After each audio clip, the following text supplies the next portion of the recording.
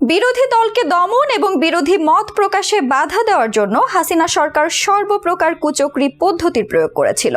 এর মধ্যে অন্যতম ভয়াবহ ছিল পেগাসাস সফটওয়্যারের ব্যবহার। আরেক দখলদার রাষ্ট্র ইসরায়েল থেকে কোটি কোটি ডলার খরচ করে আমদানি করা এই পেগাসাসের মাধ্যমে যে কারো ফোনে অতি সহজে প্রবেশ করতে পারত হাসিনা সরকারের গোয়েন্দারা। হাতিয়ে নিত সকল ব্যক্তিগত ও স্পর্শকাতর তথ্য। মানুষের প্রাইভেসি লঙ্ঘনের মতো গুরুতর এই অপরাধটি প্রতিনিয়ত করে যেত আওয়ামী লীগ সরকার। বিরোধী দলের রাজনৈতিক নেতাদের পাশাপাশি আপনার আমার মতো সাধারণ মানুষের ফোনও নিরাপদ না এই পেগাসাস সফটওয়্যারের কারণে।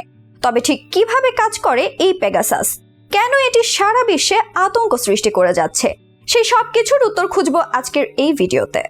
বিরোধী দলের নেতাকর্মী থেকে শুরু করে সরকার বিরোধী লোকজন কিংবা বড় বড় শিল্পপতি, আইন শৃঙ্খলা বাহিনীর লোকজন কখন কার সাথে কি কথা বলে, কি মেসেজ দেয়, কি পরিকল্পনা করে, এই সব কিছুই মুহূর্তের মধ্যে জানতে পারত হাসিনা সরকার। এজন্য তারা ব্যবহার করত অত্যাধুনিক স্পাই সফটওয়্যার পেগাসাস, যা অ্যান্ড্রয়েড তো বটেই, আইফোনের মতো অত্যন্ত সুরক্ষিত স্মার্টফোনেও সহজেই গোয়েন্দাগিরি করতে পারে। এই পেগাসাস ব্যবহারের মধ্য দিয়ে যাকে তাকে যখন তখন তুলে নেয় ও গুমের মতো ন্যাক্কারজনক ঘটনাগুলো ঘটত। প্রযুক্তিবিদরা বলছেন পেগাসাস একটি শক্তিশালী সফটওয়্যার যার সাহায্যে নানা উপায়ে ফোন হ্যাক করা যায়। তবে মোবাইল ফোন হ্যাক করার সবচেয়ে মারাত্মক উপায় হচ্ছে জিরো ক্লিকে। কারো ফোনে আড়ি পাতা, অর্থাৎ এর জন্য আপনাকে কোনো লিঙ্কে ক্লিক করতে হবে না, কিছু ডাউনলোড করতে হবে না, কোনো মেসেজের রিপ্লাই দিতে হবে না, কিছু খুলতে হবে না, কোনো অ্যাপ ইনস্টল করতে হবে না, কোনো ওয়েবসাইটেও যেতে হবে না। এক কথায় আপনাকে কিছুই করতে হবে না। হ্যাক করার জন্য হ্যাকারদের শুধু প্রয়োজন হবে আপনার ফোন নম্বর অথবা ইমেল অ্যাড্রেস, যা দিয়ে আপনি আপনার ফোন ব্যবহার করেন। পেগাসাস যদি একবার আপনার ফোনে ঢোকার পথ করে নিতে পারে, তাহলে আপনার অগোচরে সে আপনার ফোনকে পরিণত করবে 24 ঘন্টার এক নজরদারির যন্ত্রে। ফোনে যদি মেসেজ আসুক বা পাঠানো হোক, পেগাসাস তা কপি করে পাঠিয়ে দিবে নির্দিষ্ট জায়গায়। এই সফটওয়্যার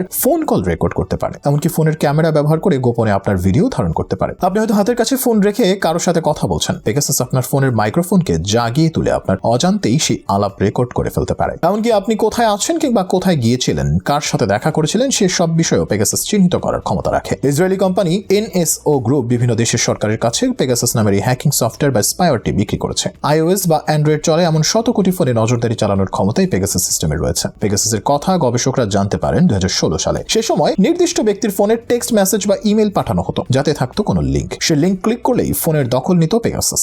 আর এখন ক্লিক না করলেও ওই ফোনের দখল নিতে পারে পেগাসাস। আবার সফটওয়্যারের ত্রুটি বা বাগ ব্যবহার করেও এই স্পাইওয়্যার ঢুকে পড়তে পারে ফোনে। 2019 সালে হোয়াটসঅ্যাপ জানায় এই ধরনের ত্রুটির সুযোগ নিয়ে এনএস ওর সফটওয়্যার 1400 ফোনে ম্যালওয়্যার পাঠিয়েছিল। সেজন্য নির্দিষ্ট ব্যক্তির ফোনে হোয়াটসঅ্যাপ থেকে শুধু একটি কল করা হতো, আর ওই কলের মধ্য দিয়ে পেগাসাসের কোড ফোনে ইনস্টল হয়ে যেত। অ্যাপেলের আইওএস এর সর্বশেষ সংস্করণ ব্যবহার করছেন এমন আইফোন গ্রাহকদের ফোনেও পেগাসাস সফলভাবে হানা দিতে পেরেছে। ভিকটিমদের ফোনের ফরেনসিক অ্যানালাইসিস করে দেখা গেছে সাধারণ কৌশলে কাজ না হলে টার্গেটদের আশেপাশে থেকে কোনো ওয়্যারলেস ট্রান্স রিসিভার ব্যবহার করেও নির্দিষ্ট ফোনে পেগাসাস ঢুকিয়ে দেওয়া যায়। আর একবার ফোনে ঢুকে পড়তে পারলে স্পাইওয়্যার প্রায় সব ধরনের তথ্য বা ফাইলই কবজা করার সুযোগ পায়। SMS, address book, call history, calendar, email ও ইন্টারনেটের ব্রাউজিং হিস্ট্রি সবই সে দেখতে পারে। বিজ্ঞানীরা বলছেন এই আড়ি পাতার পুরো প্রক্রিয়াটি ঘটবে নীরবে এবং অবশ্যই ব্যবহারকারীর অজান্তে। এজন্য ফোনে যে মেসেজ পাঠানো হয়, নোটিফিকেশনে সেটি দেখাও যায় না। আর এই প্রযুক্তি কিনতে হাসিনা সরকার খরচ করেছে শত শত কোটি টাকা। জনগণের টাকা খরচ করে জনগণের উপর নজরদারি করার মতো এত ঘৃণ্য কাজগুলো এখন সব